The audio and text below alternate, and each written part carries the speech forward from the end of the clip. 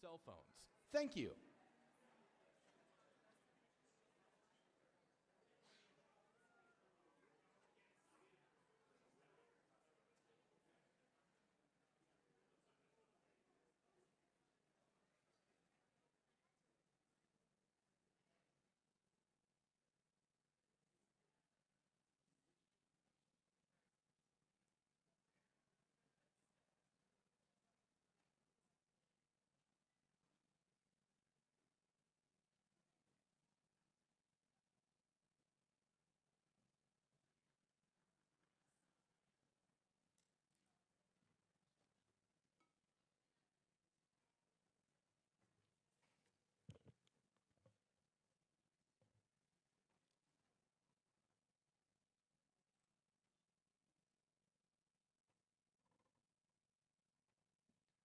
All right, good morning, everyone.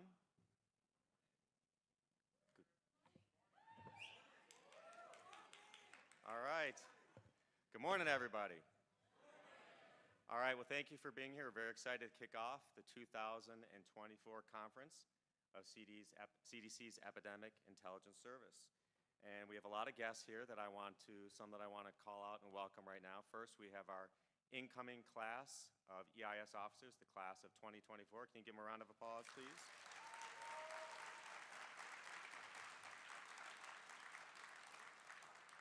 Thank you. We also have their sibling program, the Laboratory Leadership Service, and that incoming class is here as well. Can you give them a round of applause?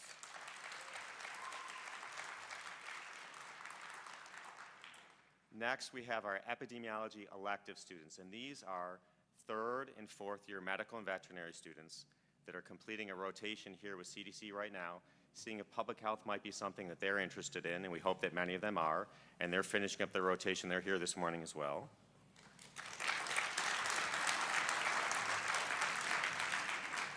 Next, we have our sensor scholars, and these are people that are interested in the EIS program and received a scholarship to be in attendance here this morning. Give them a round of applause as well.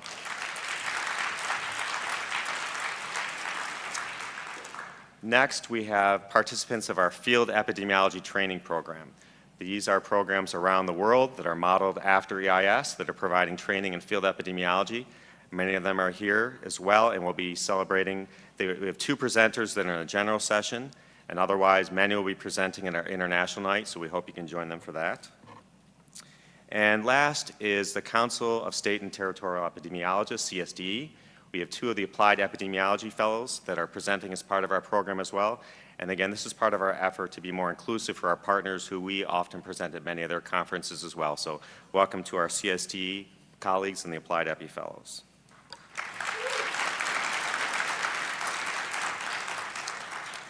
Next, I just want to mention that as a member myself of the Jewish community, it is the Passover holiday, and I did want to just apologize for the conflict with the conference and the holiday. We always do our best to avoid overlap with any major holidays, but unfortunately, this was one of the only hotels available, one of the only times that during the 6 weeks that we could have the conference, and so we've made many accommodations for those that are celebrating the holiday, and for anybody that can't join us, we're very thankful that for the second year in a row, all the scientific sessions can be viewed virtually for people that can't physically be here today. So thank you for your understanding for that. And next, we do have a pretty monumental occasion that we're celebrating this week as well. It is the 70th anniversary of the first women in EIS.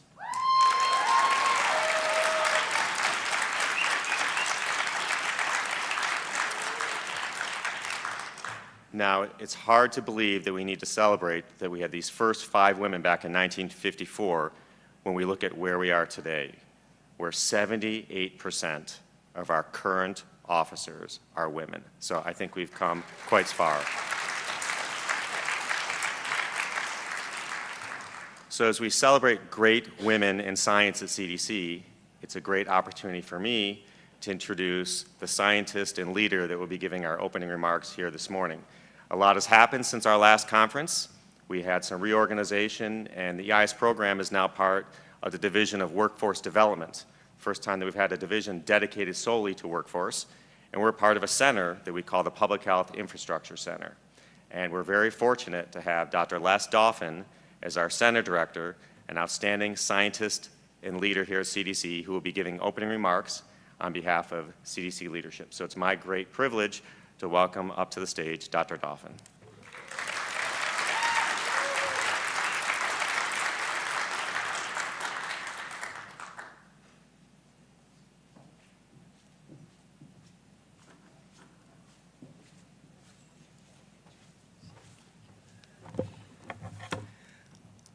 Well, good morning, everyone. Good morning, good morning.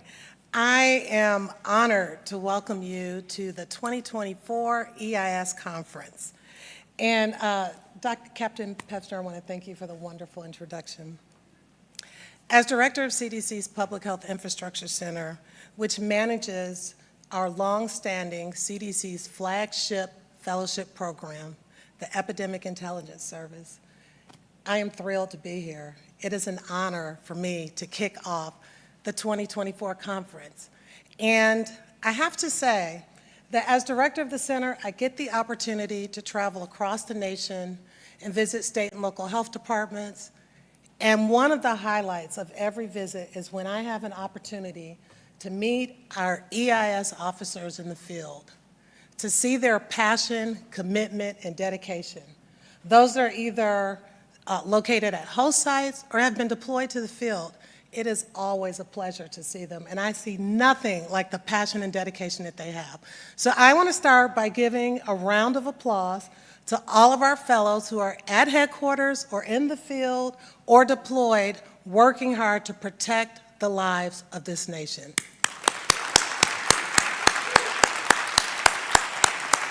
And I would be remiss if I did not follow Captain Pepsner's lead and celebrate the 70th anniversary of the first EIS female officers. Let's give a round of applause for that again. 78% of our 172 disease detectives today are women, shaping the future of public health. Let's clap again for that. It's exciting. Okay, well, our CDC director, Dr. Mandy Cohen, often says that public health is a team sport, and I could not agree more. It takes a multidisciplinary range of public health professionals, scientists, experts working together to address the public health threats that we face across our nation. Looking out on all the faces in the room today, I am proud to be a part of this winning team. For the past several years, COVID-19 has driven CDC's activities. Indeed, the activities of all those working in public health. We are now on the other side of the pandemic, and we can turn our attention to the many threats ahead and the opportunities facing us. For CDC, this means honoring and focusing on protecting the health and improving lives, and we're doing so by showcasing our readiness, our expertise, and our investments in priority areas: readiness and response, improving mental health, and supporting young families. Each of you in the audience are experts. You're here today, and you play a critical role in helping us fulfill these priorities, as well as our promise to safeguard and protect the health of this nation and our global community. This week, you will have the opportunity to learn about many contributions of CDC's disease detectives as they share scientific discoveries and cutting-edge approaches to improve public health around the world. In the 96 presentations, and yes, there are 96, that will be shared this week, you will learn about investigations conducted by our officers in the classes of 2022 and 23, and how they use applied epidemiology to protect lives and livelihoods. You will also hear from EIS alumni, Laboratory Leadership Service Fellows, the Council of State and Territorial Epidemiologists, Applied Epidemiology Fellows, and residents from CDC's Global Field Epidemiology Training Program. And I did want to take a moment and give a brief shout out to our Laboratory Leadership Service Fellows. Many of you may know that I am trained as a laboratory scientist, and I was a member of the team that helped establish that program, so I am thrilled to see what it has become today. So can we give a clap for our Laboratory Leadership Service Corps? All right. This week's presentation spanned a multitude of topics: respiratory diseases, injury and overdose prevention, vaccine-preventable diseases, public health surveillance, health disparities, and much more. I encourage you to listen intently and to raise questions that will challenge our officers and fellows. And I encourage you to make sure that those questions are related to the scientific content of the presentations given. A core component of an EIS officer's training focuses on clear and concise communication, which is essential to building public trust and empowering people to act on scientific guidance. EIS is a model of improving how we communicate our science, as evidenced by the presentations shared at this conference. Building upon this training, an innovative approach to presentations and sharing public messages, EIS officers, alumni, and LLS fellows will also present firsthand stories from the field. And in the Sarah Luna Memorial TED-Style Sessions, during the inaugural TED-Style Sessions at the 2018 EIS Conference, Sarah Luna, EIS class of 2016, delivered an insightful talk titled "Food Behind Bars When Food Safety Isn't Enough," unveiling the broad consequences of our failure to provide adequate nutrition to incarcerated individuals in the United States. Tragically, a little more than a year later, Sarah died in a plane crash, and she was en route to a remote village in Alaska where she served as a senior epidemiologist for the Alaska Native Tribal Health Consortium. These sessions are dedicated in her memory to honor her public health work and her spirit. The sessions provide a unique opportunity to learn from the experiences of the dedicated officers and gain a deeper understanding of the challenges and successes they encounter in their work. From unraveling the mysteries of why a disease is spreading in a group of people, to exploring the challenges we all face working in public health, these talks are sure to inspire you. I'm equally excited to hear this year's Alexander Langmuir Lecture. First given in 1972, this lecture continues to be a highlight of the annual conference, and this year will be no exception. I am delighted that Dr. Atul Gawande, Assistant Administrator for Global Health at the U.S. Agency for International Development, will join us to share his perspective on global lessons for advancing life expectancy home and abroad. Let's clap for our Langmuir speaker.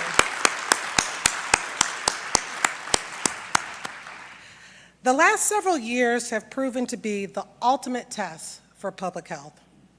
In the wake of COVID-19 and the many public health threats confronting us, the world is now recognizing what we've already known in public health, that a diverse, highly trained public health workforce is critical to ensure that we are prepared for whatever lies ahead. And many of you who work in our center, who have ever heard me speak before, you've heard me say that we believe that our public health workforce is our greatest asset. We simply cannot do the great work of public health without a competent, skilled, diverse, well-trained public health workforce. Finally, I'd like to extend a warm welcome to the incoming EIS class of 2024. We must look to the future and the innovations and advances that will get there. EIS, LLS, and our other career pathway programs are paramount to developing public health leaders ready to address the challenges in the future. So, I want to thank all of you for the work that you do. I want to thank you for having me to provide the opening remarks, and I want you to enjoy this week. Please Enjoy the conference. Thank you.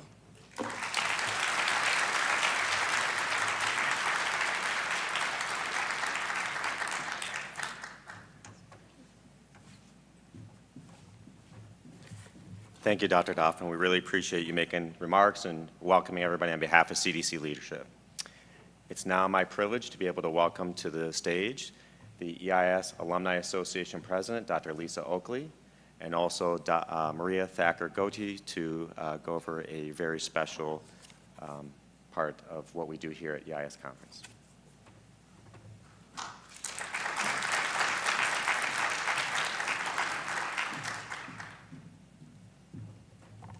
Good morning. Thank you. Got to get some energy this morning. It's our first day. I'm happy to welcome you all to the 2024 EIS Conference on behalf of the EIS Alumni Association. This year marks the 70th year of Women in EIS. In celebration, we hope that you saw Miriam Haddad's, who was class of 2001, her article in the last EIS-AA newsletter highlighting those first 5 women in EIS. She also has a longer version of that article that's been posted or written up in our 2nd edition of the EIS-AA Literary Magazine, which will be on the portal, but we also will have copies at the EIS-AA table. EIS Conference is a special time for many of us. It's an opportunity to spend time with classmates, colleagues, and old friends. It's a time to learn about the latest outbreak investigations, new research that stretches our fields, and important EPI-lab collaborations.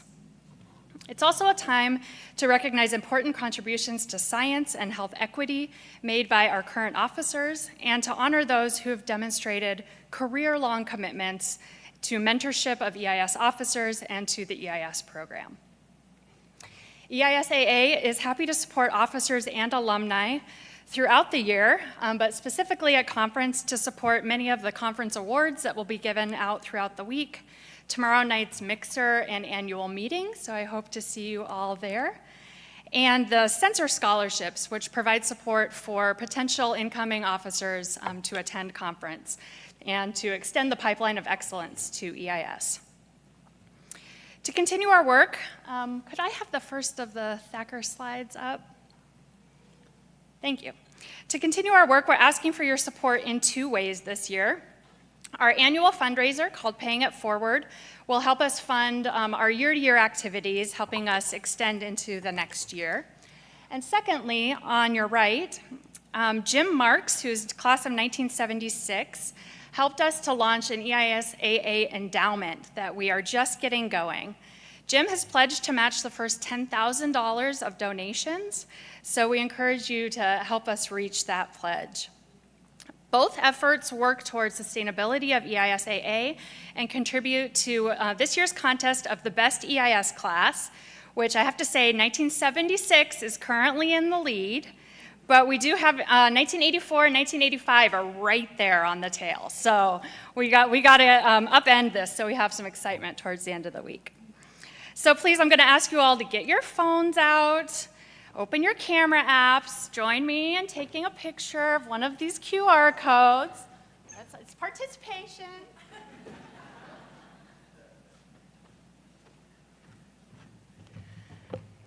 Thank you all so much. Your contributions will help us continue to support past, current, and future EISOs. So I hope you all have a great conference. I'd like now to introduce Maria Thacker, who's going to help me walk through our Thacker Award presentation.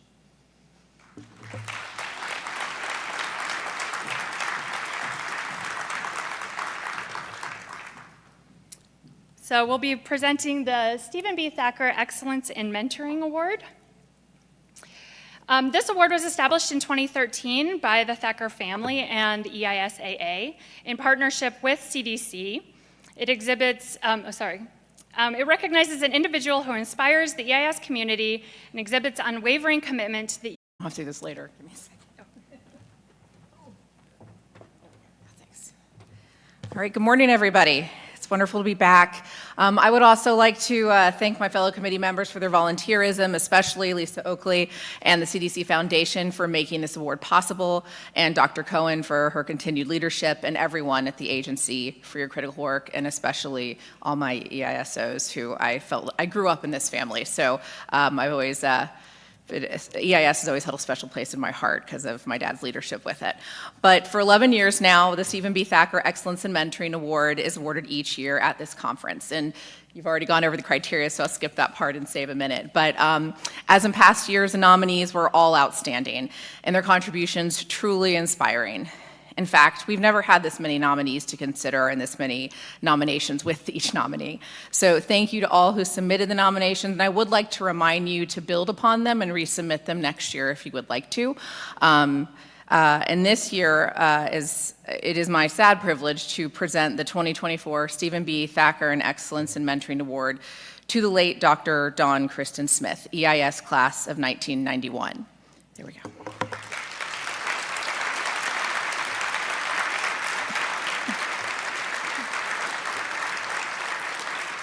Dawn died unexpectedly in October of 2022 when she was serving as the epidemiology task force lead for CDC's multinational Mpox response. With her passing, the HIV world lost a champion for HIV prevention. Dr. Smith was an influential, prolific, and pioneering researcher, epidemiologist, and public health professional. Her distinguished career focused on scientific research to answer the most important questions in HIV prevention and health equity. Dawn was known as the mother of PrEP because she was involved in early research on PrEP and quickly understood the potential power of this transformative prevention tool now used in the US and globally.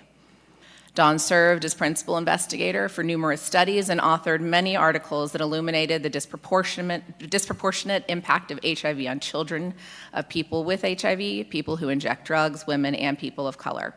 She supported PrEP capacity building in clinical and health department settings, developed tools that inform clinicians and public health workers of resources to help pay for PrEP care, created clinical training materials, and developed an evidence-based risk assessment tool for those in need of HIV prevention. She was a champion of health equity and women's health throughout her entire CDC career. While Dawn was world-renowned for her work on HIV prevention, she has not yet been recognized for her substantial contributions in training the next generation of public health leaders. She trained several EIS officers and other fellows over the course of her career. For her coworkers in the National Center for HIV, Viral Hepatitis, STD, and TB Prevention, y'all kill me every year with these division names.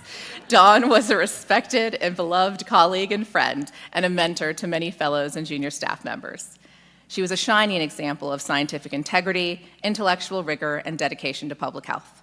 She generously shared her extensive knowledge and expertise with her colleagues and served as a role model for many of them.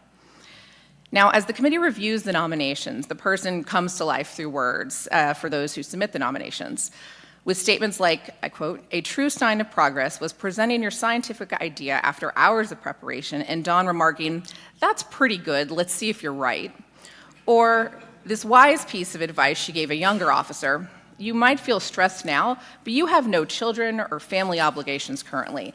There will come a time when you have more obligations and are pulled in many more directions, so think about these present challenges as preparation for bigger ones and learn from them.'"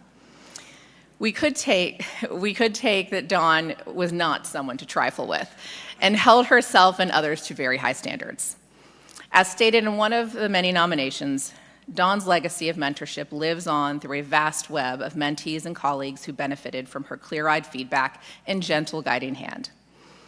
Outside of work, Dawn enjoyed time with her family, cooking for friends and family, movies, musicals, and being involved in the Baha'i family of faith community, including as a member of CDC's Baha'i Association. She's survived by 2 children and 4 grandchildren.